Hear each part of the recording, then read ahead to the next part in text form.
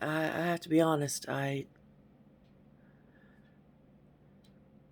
failed in marriage, you know, twice, and I've had a few long-term relationships that also I just couldn't do it anymore. And what I come to realize is that when you heal, then you're ready for love. But when you learn to love yourself first in a way that's healthy and not arrogant, but humble, and when you set boundaries and keep those boundaries by first starting to keep promises to yourself and keeping those promises to yourself. It's not selfish to want things for yourself. It is selfish to not share the things that God has given you and the provisions that God has given you. But when God gives you a blessing and He says, keep that, He means that blessing is for you and no one else. And if you're supposed to share a portion of your blessing, that's okay. Proverbs 31, 10, in that whole, that through the end of the chapter, she shares a portion with her handmaids. She's very blessed. The Proverbs 31 woman is very blessed. She's a leader in the community in her own way, in a very feminine way. And she leads her household, and she gives a portion to her handmaids. That means when we are blessed and we have a surplus, we're supposed to give a portion to those who also help take care of us. Handmaids back in the day were indentured servants, meaning they were paid a certain amount to work in a household. And that's what poor women did back in the day. They would go to a household, and they would be a maid. They would work in the kitchens, they would work in the household, and they would do things for the lady of the house. So that gives us another clue that a Proverbs 31:10 woman is a very wealthy, she married well. And two clues to that is that her husband sits in the gates and he trusts her, and also that he is a wealthy man. So it takes wisdom to marry well, even if he's not wealthy. If he is a very intelligent man and a very wise man, and you are healed and you know how to be humble and you have a good attitude and you have worked on yourself, and that man is what God has chosen for you, and you know that it's not something that you guess at. It's something that God tells you, this is your spouse. This is the person you're supposed to be with. And when you find that person, there is no question you're supposed to be with that person.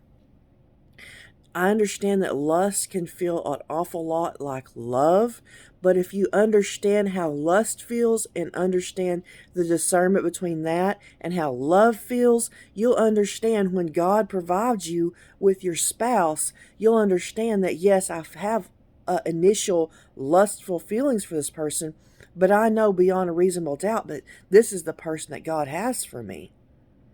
And I believe that. I believe in soulmates. I believe in not necessarily love at first sight, because that's lust, but love that whenever that person sits with you in your bull and is beside you the whole time, and they never leave your side, and they're completely loyal and faithful, yet while maintaining their own personal boundaries as far as, I'm tired now, I'm going to go lay down, and you give them permission to do that, and you're like, yes, you need to go lay down, you need to rest, you sat here with me for a couple of hours, and I think it's good that you go rest.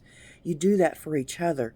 And it's something that you know this person. It's like this person is there. It's like you were broken in two at one point in eternity, and now you're back together. And this person is someone that you've always wanted, always needed to be with, and God has known it, and He's been waiting for this person to come into your life, but He was also waiting for you to become healed, for you to come to Him and believe Him and who He is, and the miracle that He works in your heart and in your mind on things that are broken within you. Lady, if you chase after that man, you will never find him. You will find one broken relationship after another. And you will never be successful, because without God there is no such thing as success. Without God there is no such thing as happiness. Without God there is no love that you have to offer another person. You're filled with yourself, with the selfish pride, with the selfish lust, and you can never love another person without God. It is impossible without God. So I just want you to take away from this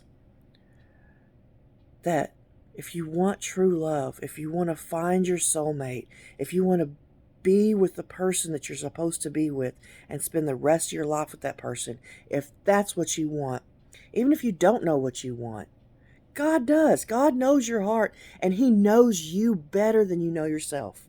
And I'm talking to the saved Christian, the saved believer, because you can't do this without God.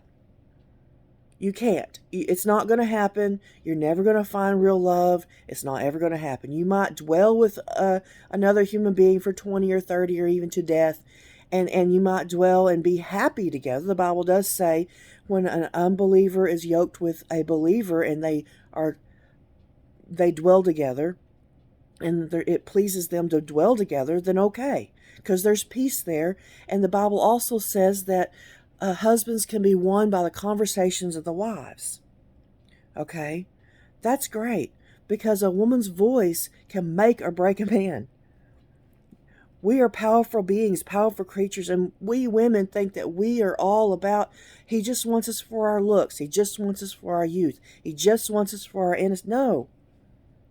It's somewhere along the line, He was attracted to your attitude. He liked your attitude, and then when you got with Him, you decided to change everything. He doesn't like this, so I'm going to change that. He doesn't like this, so I'm going to change that. He likes this, so I'm going to change to that. No, be who you are, love who you are, and stand strong in God, because that's what men are after. They're after a virtuous woman. They're after a chaste woman. They're after a modest woman. And their men through the centuries, they haven't changed their minds on this. And they're not going to. I look like total trash bag right now, but that's my opinion of myself, because I need to get fixed up. That's okay. There's somebody out there that will think I'm beautiful. And praise you for that. Thank you. I appreciate it. But men want that. They want modesty. They want beauty. They want, and beauty is on the inside. Okay? There's men that have been 20 years old marrying 60-year-old women. There's a guy on the internet I saw that married a woman that was completely burnt from head to toe. He loved her. He loves her. He doesn't care about anything else but her. And a man will completely devote himself to you. But it takes God. It takes God. And it takes discernment. And it takes wisdom. And it takes time. Okay? Maybe not the amount of time that people think. It doesn't take 11 years to figure out that this person is your soulmate. It doesn't. You will know instantaneously. Instant. Without a doubt, this person, you're going to have doubts throughout, because that's part of the healing process. When you meet your soulmate, you're going to go through a healing process. And God may present your soulmate to you, but not let you have them, because of what you will do to them. That you might hurt them with your wounds and your insecurities and your doubts and your fears. And until you're fully rested in God, He's not going to give you that person. He's not. He can, and it'll be hard. I mean, God can do whatever He pleases. Don't let me limit God to you. Don't let me put God in a box, because everybody's walk is different. Everybody's walk is different, especially with their soulmate. Everybody comes to their soulmate in a different way. And their soulmate leaves in a different way. Not everybody is supposed to be permanent in your life. You're not even supposed to be permanent in this life. We're all pilgrims in this world. The only thing permanent that's supposed to stay with us is God. All right, brothers and sisters, I hope this helps. Ladies, get in the comments. If you don't agree with me, let me know. Let me know. Let me pray for you if you don't agree. Okay? It's all right if you disagree. Disagree. I want you to. And if you have something mean and nasty to say, well, I'm sorry you let the devil use you as an attack to me. All right. I love you. Godspeed and God bless.